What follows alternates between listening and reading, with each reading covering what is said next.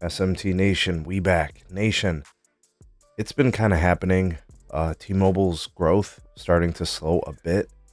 Not really the end of the world. It's not incredibly screeching to a halt or anything like that. But I think it's pretty clear that the growth is slowing, and we're looking for the answers as to why this is happening. Let's discuss that here in today's video. A link for the article from Daniel over at nexttv.com provided in the description below. Ways to support us can be found there as well. Please do like and share this video, subscribe if you're new here, and turn on the bell notifications icon to never miss an upload from the SMT.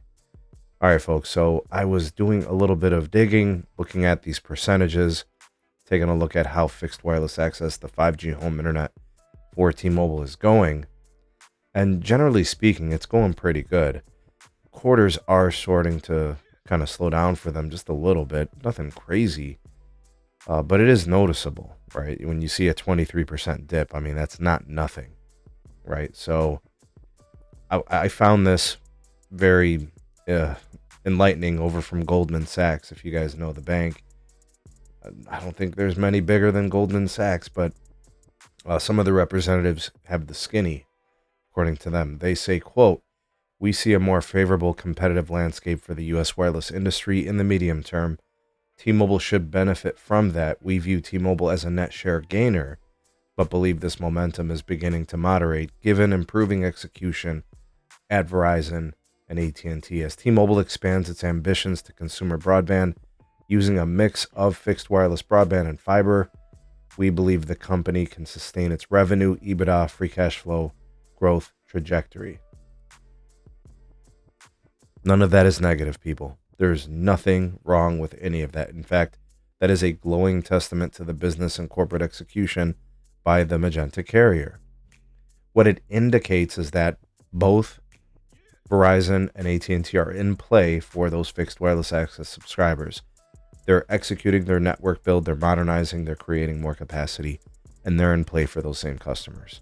And to be honest with you guys, both Verizon and probably AT&T as well can offer you a more reliable home internet experience just based on the business model for that service. Nothing wrong with what T-Mobile's doing. They're doing just fine, and they're doing it the way they want to do. But when we look at NPS, Net Promoter Scores, I know that Verizon does rank higher than T-Mobile. Customer satisfaction appears higher for that specific service. The jury's still out on AT&T, but they are the fastest growing fixed wireless provider in the history of the industry during their first few quarters of launch. That being said, T-Mobile's still going to gain share. They're still going to be a net share gainer, right? They're going to be a big player. It's just not going to be to the expectation or to the growth as before. And it's just moderating, right? If something was growing at a 90% clip, that's not sustainable. But if it was to grow at an 80 and then a 70 and then a 50, that's still pretty damn good, right? And that's what I think is happening here. And they're probably going to exceed their 7 to 8 million wireless subscriber or 5G home broadband subscriber goal. And they're going to, raise guidance a little bit soon, probably. But that's why, when you see the growth kind of slowing, that's why you see them dabbling into the home internet option with wireline. You see them making partnerships. You see them investing in Lumos. You see them trying to do other things because at some point, they don't have the capacity to continue to grow beyond what their network model projects, right? They say, we're not building a network for home internet. We sell excess capacity. If that's the case, you've got a ceiling, right? So that's kind of what this is. Now we've got earnings coming up on July 31st for T-Mobile. We'll get some information on US Cellular that can open up the possibility for more home internet customers because you get more spectrum, you get more tower site access. You got the Mint deal, which is going to close. There's things going on that gives them upside. But I think it's telling that we're starting to see, big money understanding that both AT&T and Verizon are starting to hit on their cylinders too.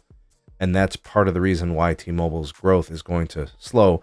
But I will tell you guys, based on the title of this article here, why it's not time for Comcast and Charter to rejoice. It's because T-Mobile's not the only game in town. Now they got Verizon and AT&T kicking their teeth in, taking their customers because they're price satisfied with fixed wireless access. a lot going on there, right? A lot in this video, but I'm interested to hear and see what you guys have to say on this. Go ahead and comment down below about the voice of the people, the SMT Nation. Let your voice be heard.